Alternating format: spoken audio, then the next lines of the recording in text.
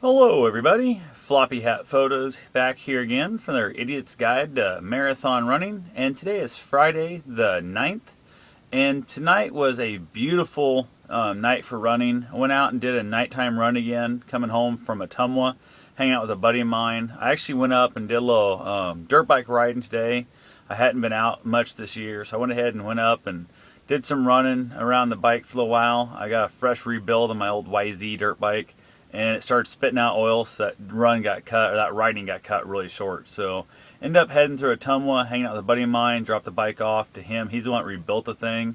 He's going to look it over whenever he gets a chance, see if he can't find what's going on. But hung out with him for a while, smoked a couple cigars this afternoon, had some salmon cakes and some chicken chunks and some of that stuff for dinner. Kind of interesting meal for pre-run, but ended up having a 5-mile run today. My training called for. Ended up running a little faster than training called. Again, about 2 minutes ahead of pace per mile. So definitely, I'm always running ahead of my pace. I know I need to stay slower, but it was kind of a weird night tonight running. It was actually super dark out. I was the road I ran on before out there in the highway. I stopped over by a bridge, run all the way down to the other bridge, come back, and it worked out really well. Last time it was a cloudless night, and it was super nice out. I could run without any lights or anything. Took off running without any lights, just my little flasher, and I made it about, I'd say, 20 yards from the van, and realized it was just way too dark to be out there without a headlight. So luckily I had my headlamp, like a just a cheap Ever-Ready, I think it is, or Energizer. I don't remember what it was. Just a cheap headlamp. I think I have like 10 or 15 bucks, and I paid like virtually nothing for this thing. It was a super good deal. I've had it forever. It actually has a red light, and it has the dual white lights. Works out really well. I put it above my running cap, so the bill actually blocks the light, so it doesn't mess with your glasses and that kind of stuff. Works really good for that. End up running. Last time I saw 2 cars the entire run.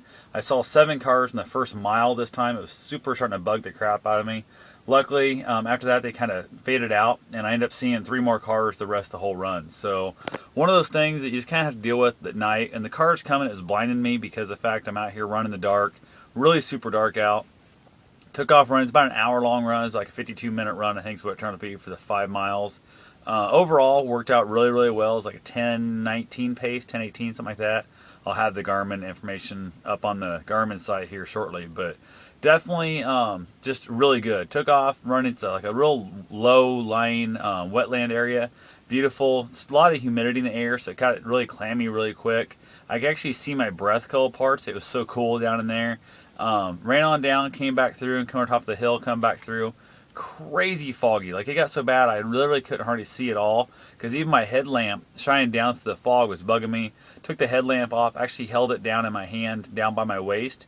It really helped. Like, you can get the light shining out from a lower angle. Really helps defeat the foggy type situations, and that worked really well for that. So got back nice and sweaty and stuff. Always, it is after that. The super humid and the super foggy thing was really kind of interesting. The crazy absolute pitch blackness really kind of creeped me out a little bit. It was a little odd. So it's something, if you're ever thinking about doing an overnight race, still trying to convince my buddy to do the 202-mile run next summer. It races from Des Moines, Iowa to Omaha, Nebraska, but we actually run down to Missouri. So you're going to run in 3 separate states in one race. They recommend teams of like up to 12. We're going to try and do it with just the 3 of us. So if we got to find a third. The 2 of us can't do it alone, I don't think. It's really one of those deals that's going to really push us to our limit to be able to run even an hour or 2 hours back and forth for 48 hours. It's going to suck. We had a third that would give us an hour of running, 2 hours off, hour running, 2 hours off. And that'd be a much better way of doing it. And that's kind of what we're after. So we're still looking for that solid third that we won't drop out, won't quit on us. Because the way it's set up, if one person drops on your team, the whole team's done. So it's one of those things we got to definitely find somebody we can trust. So if you're ever going to do a race like that, or you're going to run through the night, get out there and practice it, because it literally was it was mind-bogglingly, like, not really scary, not really creepy, just odd. It was something you're not used to. It's really hard to run by headlight only. And the other thing is, with having the light above my hat like I did, my bill and my hat created a weird dark shadow right in front of me. So with that going on, I really couldn't see where I was actually running. So I had to look out about 15 feet in front of me to see where my feet were going to be when I got there. So when I actually kind of trying to look straight down at the ground, it was pitch dark right there, and it was really kind of odd. It was a really strange feeling. Something you'll want to work on, something you'll want to practice if you're going to do that kind of race.